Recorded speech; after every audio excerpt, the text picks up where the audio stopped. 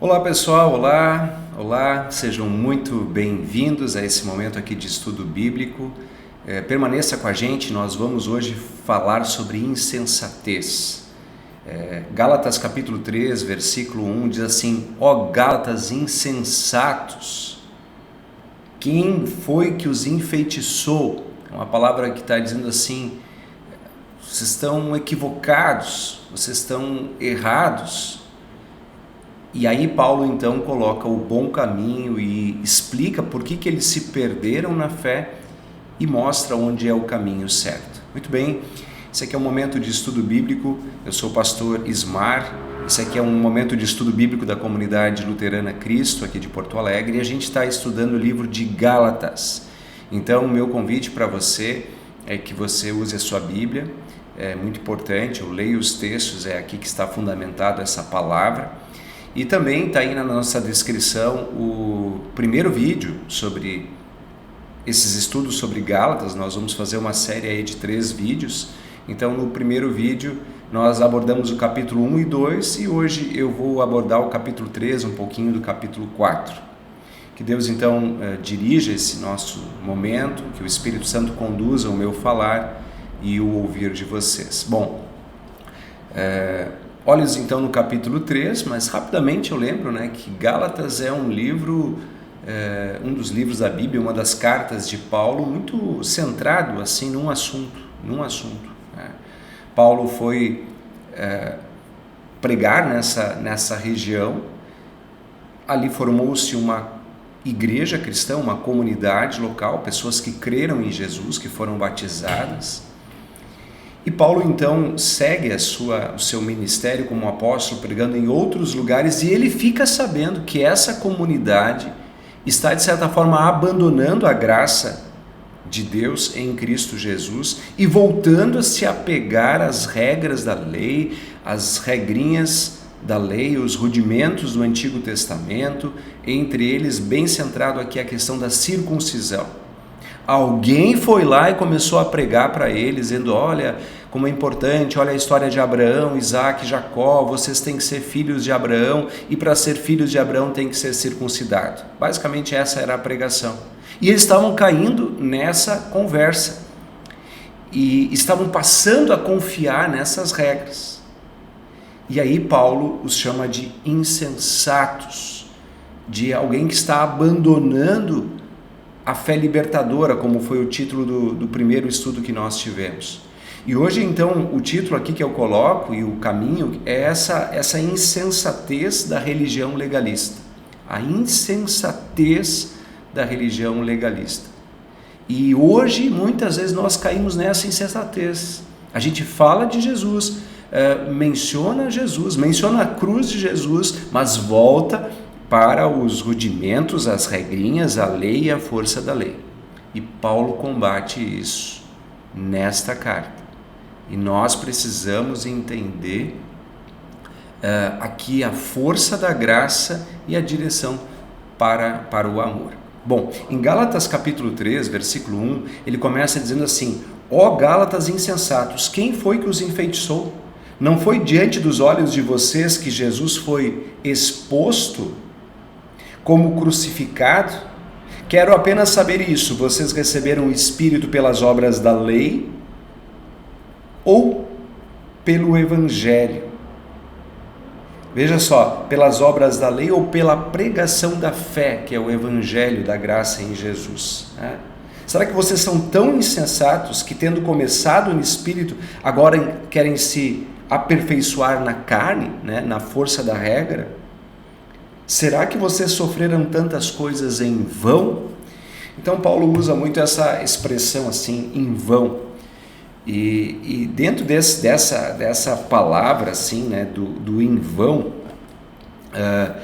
lá, por exemplo, se a gente olhar o capítulo 4, versículo 11, Paulo chega assim a dizer: cara, eu estou achando que eu preguei para vocês em vão, que o meu trabalho entre vocês foi em vão, porque vocês estão abandonando a graça de Deus. E o ponto aqui interessante era o seguinte, que esses novos pregadores, esses novos pregadores da palavra que estavam ali, falavam de Jesus. Só que eles diziam assim, sim, Jesus é legal, temos que crer em Jesus, é pela fé em Jesus, mas vocês precisam também ser circuncidados, cumprir essa regra para serem filhos de Abraão, senão não dá.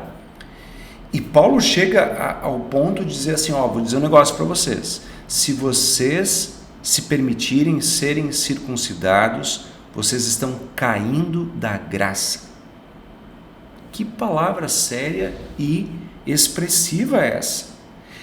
Ele menciona isso, que se eles se permitirem serem circuncidados, estarão caindo da graça.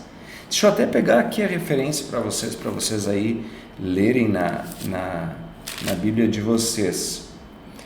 Se vocês pegarem então o capítulo, nós estamos aí dando uma olhada no capítulo 3, né? E ele menciona isso sobre a circuncisão e cair da graça somente lá no capítulo 5, versículo 4. Vocês que procuram justificar-se pela lei estão separados de Cristo. Vocês caíram da graça de Deus. E o versículo 2, assim, eu, Paulo, lhes digo que se vocês se deixarem circuncidar, Cristo não terá valor nenhum para vocês. Isso aqui é um pouco inusitado, assim, é até um pouco drástico, porque em algum momento, por exemplo, Paulo conduziu a circuncisão de Timóteo. Mas por que ele fez isso aquela vez? Foi para confiar na circuncisão ou por não confiar na graça de Jesus? Não foi. Foi por amor aos demais ouvintes, para que eles ouvissem sem nenhum impedimento. Então não é a circuncisão ou a não circuncisão que faz diferença aqui. E Paulo fala isso nessa carta. Se você ler, vai dizer, não é a circuncisão e a falta da circuncisão, é onde vocês colocam a fé. Se vocês permitirem serem circuncidados nessa situação em que esse pregador está dizendo que isso é necessário para a salvação, então Jesus não vale de nada. É uma palavra dura. E talvez você escute aí e pense assim, mas isso não tem nada a ver para nós, para mim, no meu jeito de ver. Eu digo, tem a ver, sim. Por quê? Porque muitas vezes nós anunciamos a graça do Senhor Jesus, mas voltamos às regras da lei. E passamos a viver uma vida de moralidade, do que pode e não pode. Esse está certo, está errado. E a gente foca tanto nisso, de maneira insensata, como Paulo chama os Gálatas, que ali está a nossa confiança. A gente passa a viver então uma religião que a gente chama na teologia de religião farisaica. Lembra que Jesus condenava os fariseus? Ele diz assim, vocês conhecem o Antigo Testamento, conhecem a lei, mas vocês colocam a confiança de vocês nessas coisas. Hipócritas, ele dizia. Então, uma das artimanhas do diabo é fazer brilhar as virtudes, aparentemente só cristãs, para que a gente coloque a confiança nela. Cuidado com isso. Esse é o centro do livro de Gálatas. Tá? E vamos continuar aqui para que a gente volte para a palavra, porque eu já estou explicando demais fora e além aqui da nossa sequência com o capítulo 3. E aí, olha só, então vamos lá, capítulo 3 aqui, no versículo 6 em diante, o que acontece a partir daqui? Como a pregação era que eles deveriam ser circuncidados para serem filhos de Abraão, enfim, Paulo começa a usar literalmente o exemplo de Abraão. Vocês querem falar de Abraão? Então vamos falar de Abraão, é mais ou menos assim que Paulo fala. Ele diz assim, é o caso de Abraão que creu em Deus, e isso lhe foi atribuído para a justiça. Saibam, portanto, que os que têm fé é que são filhos de Abraão. Ora, tendo a Escritura previsto que Deus justificaria os gentios pela fé, pré-anunciou o Evangelho a Abraão, dizendo, em vocês serão abençoados todos os povos, de modo que os que têm fé são abençoados como o crente Abraão. O que está nos lembrando aqui essa palavra, esse texto? Esse texto é muito importante, pessoal, que é Gênesis capítulo 15, versículo 6, que Abraão creu e isso lhe foi atribuído, imputado por justiça. Ou seja, aqui também se sublinha que nós somos salvos por meio da fé, a justificação pela fé em toda a Bíblia, também no Antigo Testamento. O que Paulo está dizendo aqui é que Abraão, ele é justificado, ele é tornado justo por meio da fé, e não por fazer o que a lei manda, não, nem mesmo por ter sido circuncidado. Esse é o ponto. E aí tem a outra promessa que está em Gênesis 12, 3, que é bem legal, aquela que diz assim, que Deus olha para Abraão e diz: em ti serão benditos todos os povos da terra.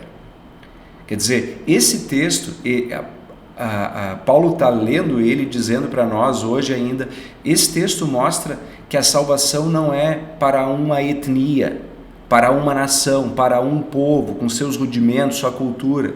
E aqui ele está falando dos judaizantes e dos judeus, mas é para todos, mediante a fé na obra de Jesus. Isso é bem claro, bem colocado.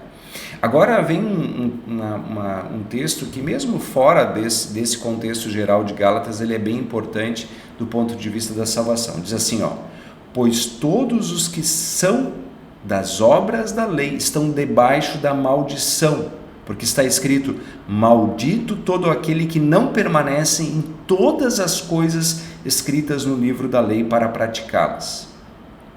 E é evidente que pela lei ninguém é justificado diante de Deus, porque o justo viverá pela fé. Ora, a lei não procede de fé, mas aquele que observar os seus preceitos, por eles viverá.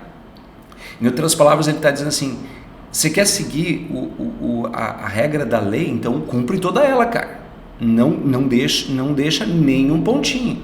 Se tu deixar um ponto, tu é maldito, porque esse é o combinado.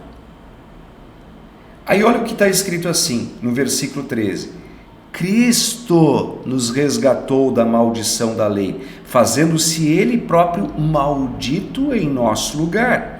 Porque está escrito: maldito todo aquele que for pendurado em madeiro. Isso está lá no livro de Deuteronômio, né? E por que aqui pendurado em madeiro? Lembra a cruz, pendurado no madeiro.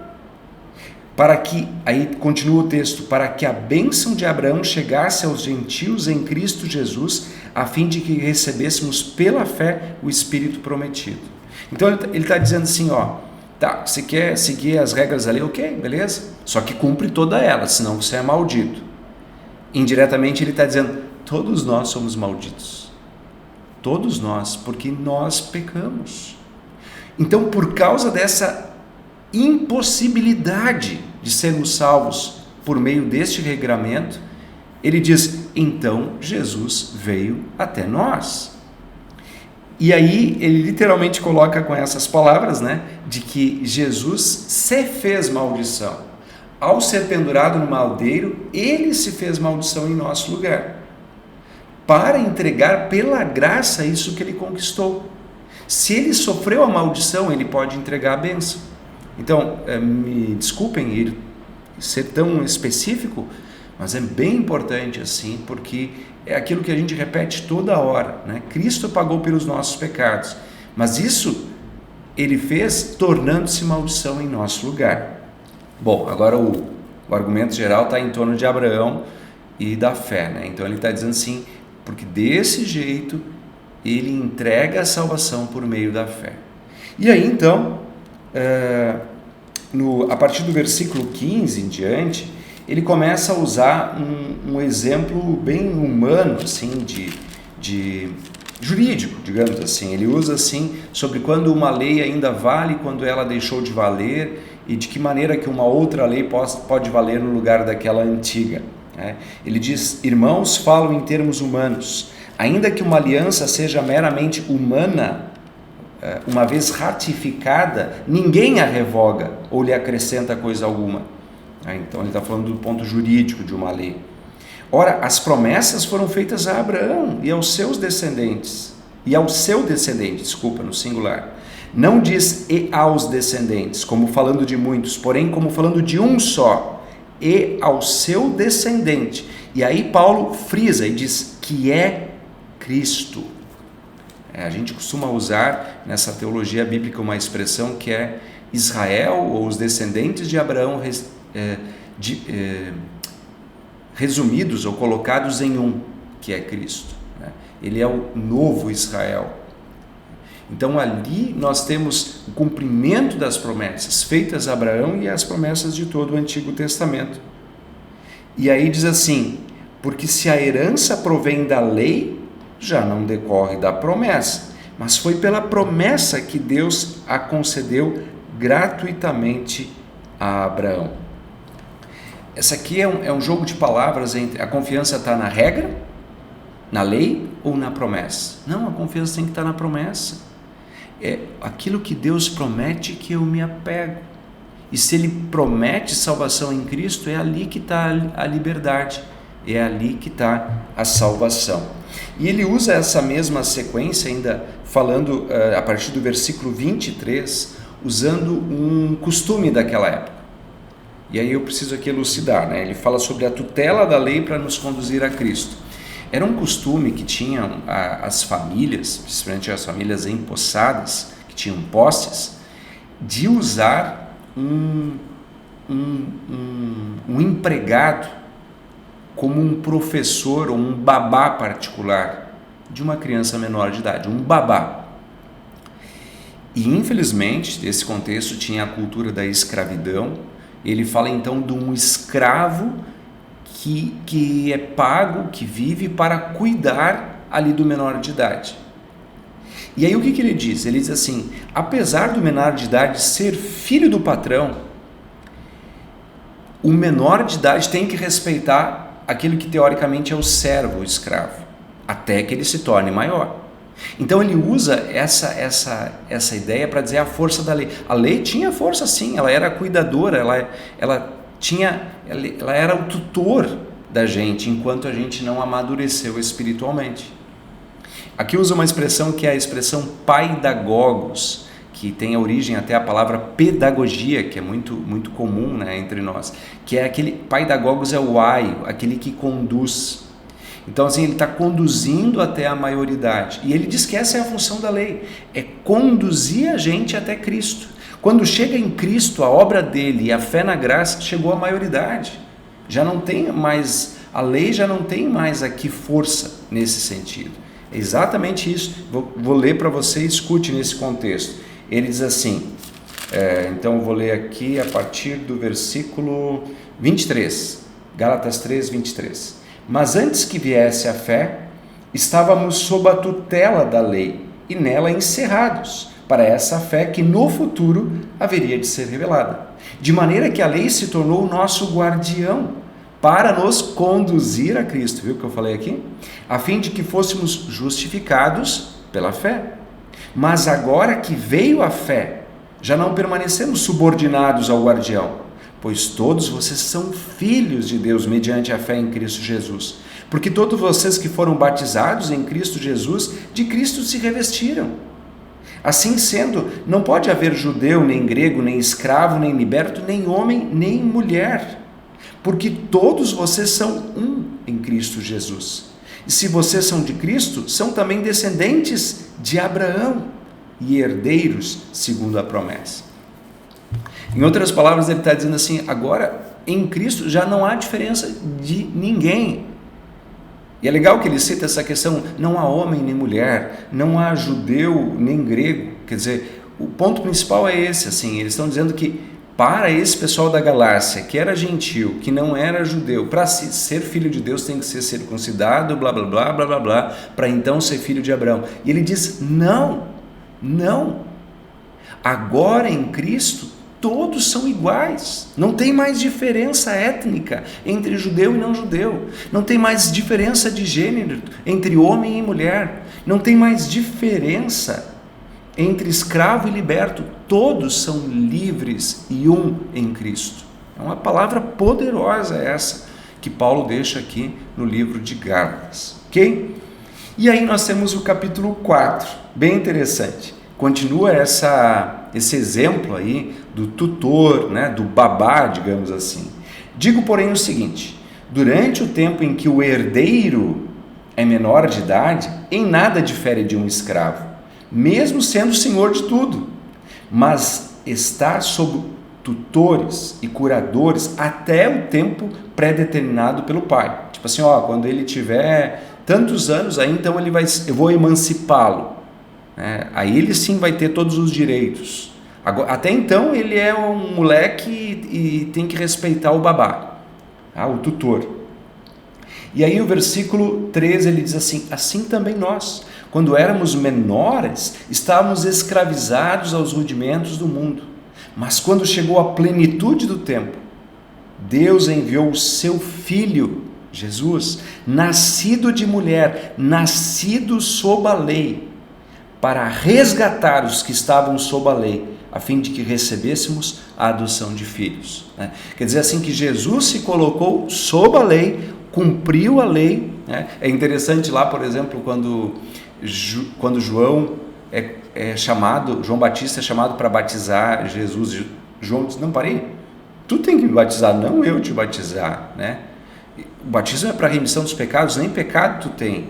E Jesus: não, deixa assim, para cumprir toda a lei, para passar por todo ponto. Ele está sob a lei, é o que Gálatas está lembrando aqui mais uma vez.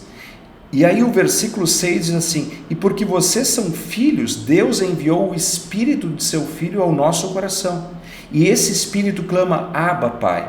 Assim você já não é mais escravo, porém filho.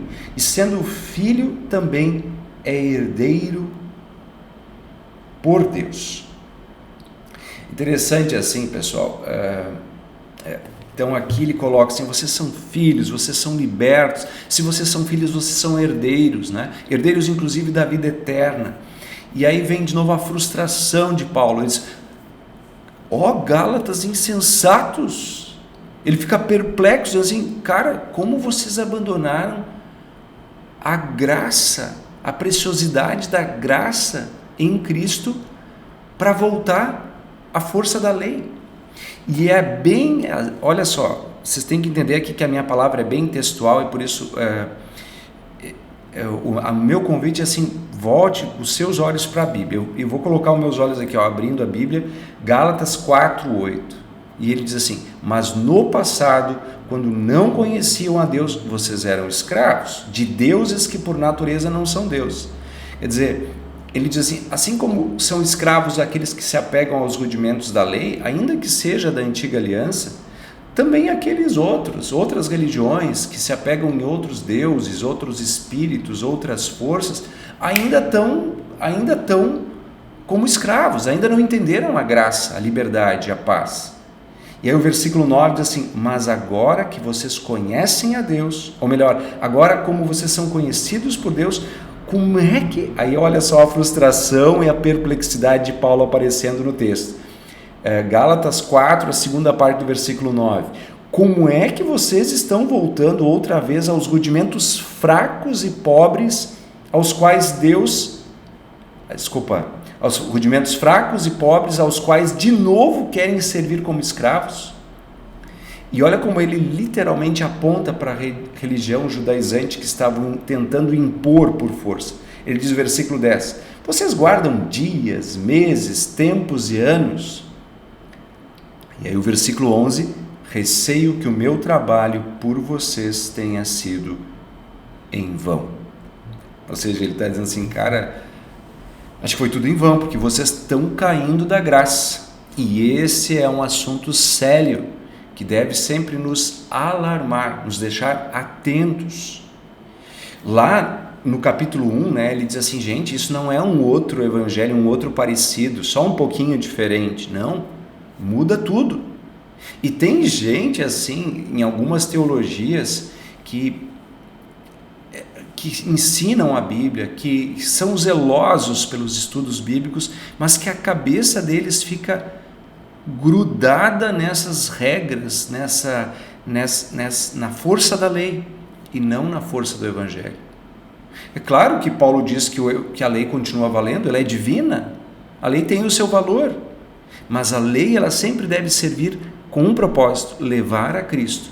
Como aquele babá, como aquele tutor, ela conduz a Cristo.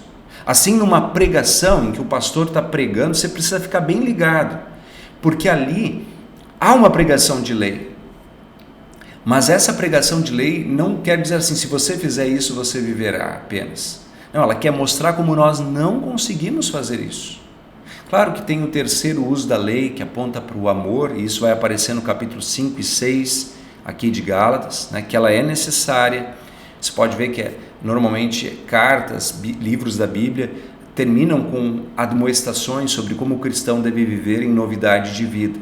Mas não pregar isso como se disso dependesse a minha salvação, ou se sem isso eu não sou um filho de Abraão. É isso que Paulo está dizendo. Não, nós somos filhos de Abraão, por meio da fé. Bom, no capítulo 4 aqui, Paulo então mostra essa grande preocupação que ele tem com os Gálatas que estão sendo insensatos. E aí então, a partir do versículo 21, ele dá um exemplo que a gente chama de alegórico, que para mim, como hoje pastor do século 21, é perigoso de se usar porque eu posso me desviar numa alegoria. Mas Paulo faz aqui sobre o preceito do Espírito Santo e usando inclusive um exemplo do Antigo Testamento. Ele pega Sara e Agar. Agar foi mãe de Ismael, filho de Abraão. E Sara foi mãe de Isaac, filho de Abraão. Mas Deus diz que a força da promessa estava na promessa que ele disse que daria a Sara um filho. E aí ele aponta para Isaac. E Agar teve um filho Abraão teve um filho com Agar por meio de um jeitinho pecaminoso. E aí ele ilustra isso como aqueles que querem dar um jeitinho alcançando salvação pela força da lei. Então Paulo também usa isso no capítulo 4, versículo 21 em diante, né, que a gente pode encontrar. Mas eu quero usar quero relembrar essa imagem aqui e ir para o capítulo 5 e 6 num próximo estudo, no estudo 3 dessa série aqui sobre o livro de Gálatas. Eu quero então ir concluindo por aqui, nesse momento, nessa parte. Pode ver aí que o título desse vídeo é A Insensatez da Religião Legalista, né? Então Paulo está perplexo com o que os seus filhos na fé, os Gálatas, estão fazendo. Eles estão abandonando o verdadeiro evangelho para se escravizar em torno da lei, né? Por isso o capítulo 5 vai começar dizendo assim: para a liberdade foi que Cristo vos libertou. Então não voltem a ser escravos de regrinhas e religiosidade humana e legalista. Esse é o ponto aqui, tá? Então percorremos aqui o capítulo 3 e 4 e eu quero concluir nos exortando, lembrando, né, que a gente tenha atenção com isso, que a gente não caia também nos enredos, nas pegadinhas do diabo para voltar a nossa fé nas obras da lei. E a principal consequência disso é a hipocrisia.